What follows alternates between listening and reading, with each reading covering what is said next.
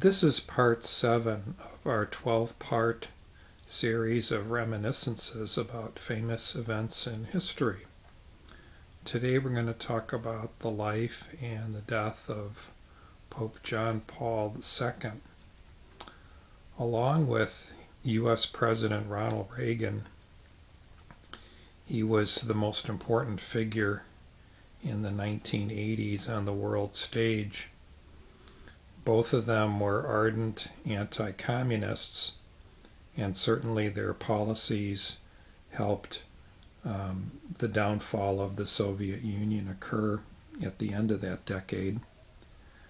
Ironically, both of them had survived an assassin's bullet in the same year, just a few months apart, in 1981. I had seen Pope John Paul II in person when he came to Chicago shortly after becoming Pope.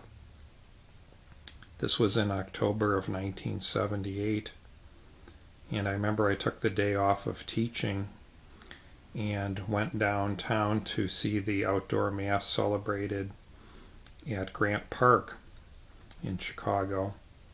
And before he arrived, I could see all the security, police, sirens, helicopters.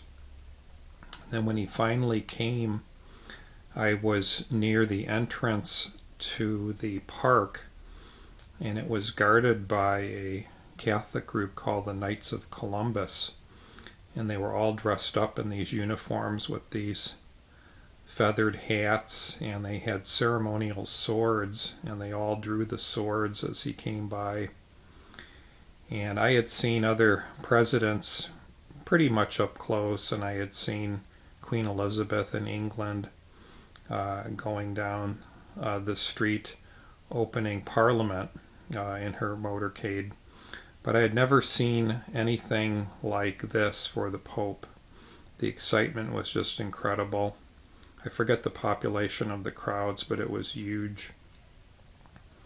And he walked within maybe 6 feet of me. I was behind a chain link fence up on top of a hill, and you could see him walk by, and he came over near the fence and was high-fiving some people's hands and fingers that were stuck through the fence. And it was quite a thrill. He looked really great at that time. He was about 58 years old. And so I tape recorded the entire Mass, and then he did a motorcade through a Polish neighborhood in the Chicago area. And I went down there, and I stood right near the street and got within maybe 10 to 12 feet of his motorcade. And he appeared to look at everybody, and I think I caught his eye, or vice versa, or so it seemed, and that was a thrill, and got the papal blessing.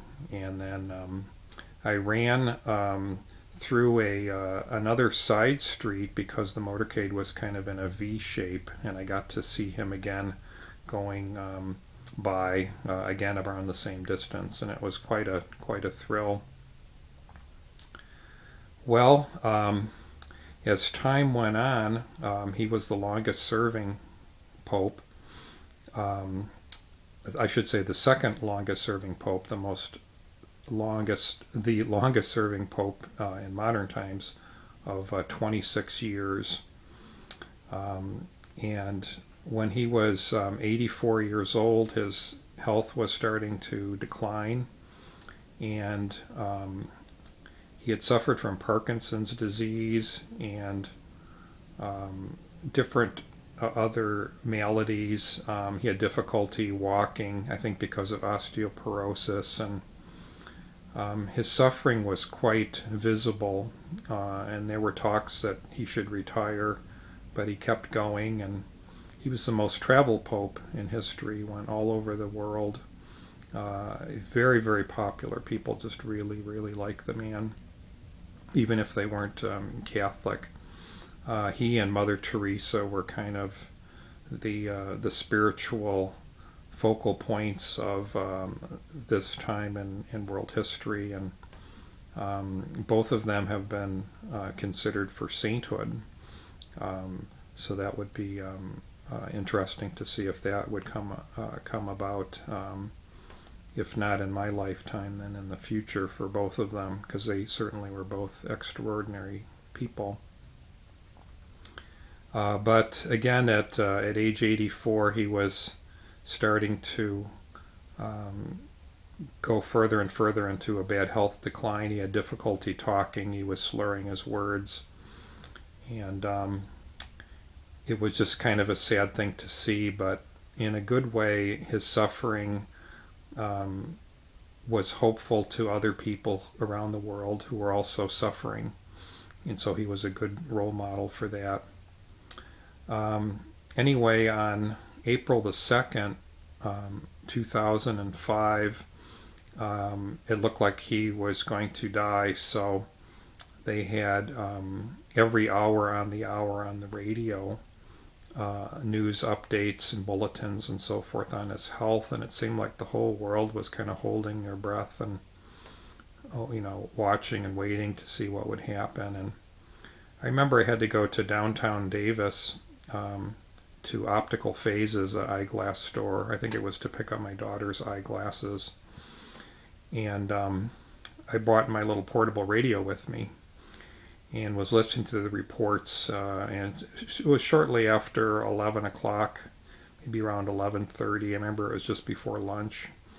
And when I went into Optical Phases, they had their radio on and they were listening to the various reports. And sure enough, just as I was in there, the news came across the wires that he had died. And everyone was kind of shocked, but not surprised, because he had been Pope for so long. And I remember talking to the people there at Optical Phases about it. And then when I went outside, other people had come up on the street and said, "Did you just hear that the Pope died? The Pope died." And it was a very dramatic world history event. And then later they had a huge funeral for him, which was broadcast around the world. It was quite a guy. So not only being Polish, but all of the good things that he did with his life were just very memorable. And that's what I remember about Pope John Paul II.